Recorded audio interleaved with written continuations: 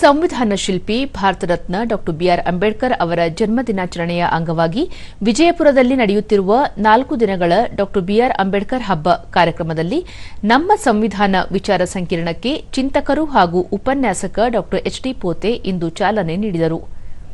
ಈ ವೇಳೆ ಅಹಿಂದ ಮುಖಂಡ ಎಸ್ಎಂ ಪಾಟೀಲ್ ಗಣಿಹಾರ, ಕ್ರೈಸ್ತ ಧರ್ಮಗುರು ಫಾದರ್ ಜಾನ್ ಥಾಮಸ್, ಕಲಾವಿದ ಪೊನ್ನಪ್ಪ ಕಡೆಮನಿ, ಕೃಷಿ ವಿಶ್ವವಿದ್ಯಾಲಯದ ವ್ಯವಸ್ಥಾಪಕ ಮಂಡಳಿಯ ಮಾಜಿ ಸದಸ್ಯ ಸುರೇಶ್ ಘೊಣಸಗಿ ಸೇರಿದಂತೆ ಹಲವರು ಉಪಸ್ಥಿತರಿದ್ದರು.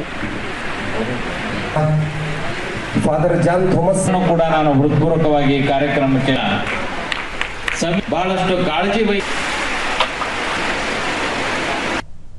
ಬಳಿಕ ಡಾ ಎಚ್ಡಿ ಪೋತೆ ಸಂವಿಧಾನ ಸಮಾನತೆ, ಜಾತ್ಯತೀತ ತತ್ವಗಳೊಂದಿಗೆ ಶ್ರೇಷ್ಠವಾಗಿದ್ದು ಇದೊಂದು ಗ್ರಂಥವಲ್ಲ, ದೇಶದ ಪ್ರತಿಯೊಬ್ಬ ಪ್ರಜೆಯ ಆತ್ಮವಾಗಿದೆ ಎಂದು ಹೇಳಿದರು. ಪ್ರತಿಯೊಬ್ಬ ಪ್ರಜೆಯ ಆತ್ಮ ಭಾರತ ಪ್ರತಿಯೊಬ್ಬ ಪ್ರಜೆ ಆತ್ಮ. ಅದು ದೇಹಕ್ಕೆ ರಕ್ತ ಮತ್ತು ಗಾಳಿ ಎಷ್ಟು ಮುಖ್ಯನೋ ಭಾರತದಲ್ಲಿ ಬದುಕುವ ಪ್ರತಿಯೊಬ್ಬ ಪ್ರಜೆಗೆ ಸಂವಿಧಾನ ಅಷ್ಟೇ ಮುಖ್ಯ. ದಲಿತ ವಿದ್ಯಾರ್ಥಿ ಪರಿಷತ್ ಸಂಸ್ಥಾಪಕ ಅಧ್ಯಕ್ಷ ಶ್ರೀನಾಥ್ ಪೂಜಾರಿ ಸಂವಿಧಾನ ಕುರಿತು ಜಾಗೃತಿ ಹಾಗೂ ಹಕ್ಕುಗಳ ಬಗ್ಗೆ ವಿದ್ಯಾರ್ಥಿಗಳಿಗೆ ಮನವರಿಕೆ ಮಾಡಿಕೊಡುವ ಅವಶ್ಯಕತೆ ಇದೆ ಎಂದರು. ಯಾರು ತಡಿಬೇಕಾಗಿರ್ತಕ್ಕಂಥ ಜವಾಬ್ದಾರಿ ಏನು ಅನ್ನುವಂಥ ಉದ್ದೇಶವನ್ನು ಇಟ್ಟುಕೊಂಡು ನಾವು ಈ ದಿನ ಅಂಬೇಡ್ಕರ್ ಹಬ್ಬ ಆಚರಣೆ ಮಾಡ್ತಾ ಸಂವಿಧಾನವನ್ನು ಉಳಿಸಿಕೊಳ್ಳುವ ಒಂದು ಮಾರ್ಗವನ್ನ, ಒಂದು ಮಾಡೆಲ್ ಅನ್ನ ತಯಾರು ಮಾಡಲಿಕ್ಕೆ ನಾವು ಇಲ್ಲೆಲ್ಲ ವಿದ್ಯಾರ್ಥಿ ಯುವಜನರು ಸೇರಿಕೊಂಡು ಪ್ರಯತ್ನ ಮಾಡ್ತಾ ಇದ್ದೇವೆ. ವಿದ್ಯಾರ್ಥಿ ಮುಖಂಡರಾದ ಮಹದೇವ್ ಆರ್ ಛಲವಾದಿ, ಅಂಬೇಡ್ಕರ್ ಅವರು ಹಾಕಿಕೊಟ್ಟ ಸಂವಿಧಾನದ ಹಾದಿಯಲ್ಲಿ ನಾವೆಲ್ಲರೂ ಸಾಗಬೇಕಿದೆ ಎಂದು ತಿಳಿಸಿದರು.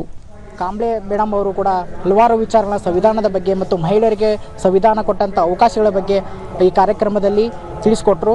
ಆ ರೀತಿಯಲ್ಲಿ ಇವತ್ತು ಅಂಬೇಡ್ಕರ್ ಹಬ್ಬ ಒಂದು ಸಂವಿಧಾನದ ವಿಚಾರಗೋಷ್ಠಿಯನ್ನು ಇಟ್ಕೊಂಡು ಪ್ರಾರಂಭವಾದಂಥ ಅಂಬೇಡ್ಕರ್ ಹಬ್ಬ ಇವತ್ತು ಯಶಸ್ವಿಪೂರ್ಣವಾಗಿ ಮಹಿಳಾ ವಿಶ್ವವಿದ್ಯಾಲಯದ ವಿದ್ಯಾರ್ಥಿನಿ ಯಶೋಧ ಕಾಂಬ್ಳೆ, ನಮಗೆ ಸಂವಿಧಾನ ಕುರಿತು ಇಲ್ಲಿ ಮಾಹಿತಿ ನೀಡಲಾಗಿದ್ದು ಇದರ ಬಗ್ಗೆ ಮತ್ತಷ್ಟು ಅಧ್ಯಯನ ಮಾಡುತ್ತೇನೆ ಎಂದರು.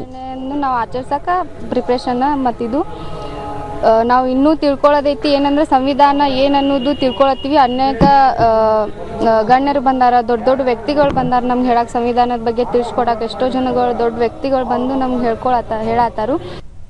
ವಿದ್ಯಾರ್ಥಿನಿ ಪೂಜಾ, ಸಂವಿಧಾನದ ಮೌಲ್ಯಗಳನ್ನು ತಿಳಿಸಿಕೊಡುತ್ತಿರುವುದು ತುಂಬಾ ಅನುಕೂಲವಾಗಿದೆ ಎಂದು ಹೇಳಿದರು. ಅದರ ತಿರುಳನ್ನು ಮತ್ತು ಅದರ ಮೌಲ್ಯವನ್ನು ತಿಳಿಸಿಕೊಡ್ತಾ ಇದ್ದಾರೆ.